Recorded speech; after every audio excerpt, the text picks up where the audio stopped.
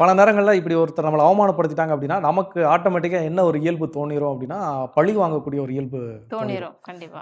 இந்த தடவ என்ன செஞ்சுட்டல, நான் அடுத்த முறை எனக்கான டைம் வரும்போது நான் உன்ன என்ன பண்ணுவேன் வச்சு செய்வேன் அப்படின்னு சொல்லக்கூடிய அந்த பழி வாங்கக்கூடிய மனப்பான்மை வந்துரும். கண்டிப்பா. ஸோ அத என்ன பண்ணாதீங்க, கொண்டு போகாதீங்க. பழி வாங்கக்கூடிய மனப்பான்மைக்கு அது சில நேரங்கள் இமிடியேட்டாவும் இருக்கலாம். சில நேரங்கள்ல ஆற போட்டு எனக்கான டைம் வர வரைக்கும் நான் வெயிட் பண்ணி என்ன பண்ணுவேன், பழி வாங்குவேன் அப்படின்னு சொல்றதாகவும் இருக்கலாம். பழி வாங்குதல் அப்படிங்கிறது இயல்பான ஒரு என்ன மனிதர்களுக்கான ஒரு குணம். கண்டிப்பா. பட் ஆனா அது வந்து மோசமான ஒரு தீய குணம். நம்ம வந்து வெயிட் பண்ணிட்டே இருப்போம். நம்மளுடைய கவனம் ஃபுல்லா எதுல போயிரும் அப்படின்னா, எப்போ பழி வாங்கலாம்?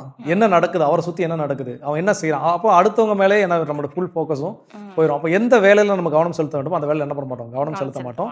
நம்முடைய நிலை முன்னைய நிலைய விட ரொம்ப மோசமான நிலைக்கு என்ன பண்ணிருவோம்? போயிரும். அத தள்ளிவிடும். விவிலியத்துல கண்டிப்பா. சொல்லுவாங்க இல்லையா? ஒரு பேய தொரத்த போய் அந்த பேய் போய் கூட ஒரு 7 பேய் என்ன பண்ணுச்சாம்? கூட்டிட்டு கூட்டிட்டு வந்துச்சாம். ஸோ அந்த மாதிரி நம்ம இந்த ஒரு விஷயத்த அவமானப்படுத்தப்பட்ட தருணத்த வெளியேற்றுறேன் அப்படிங்கிற பேர்ல பழி வாங்கக்கூடிய மனப்பக்குவத்த உள்ள கொண்டு வந்துட்டோம்னா, அது கூட கொஞ்சம் ஒரு 7 தேவையில்லாத தீய பழக்கங்கள் சிந்தனைகள என்ன வந்து பண்ணிரும்? கொண்டு வந்துரும். ஏற்படுத்தும்.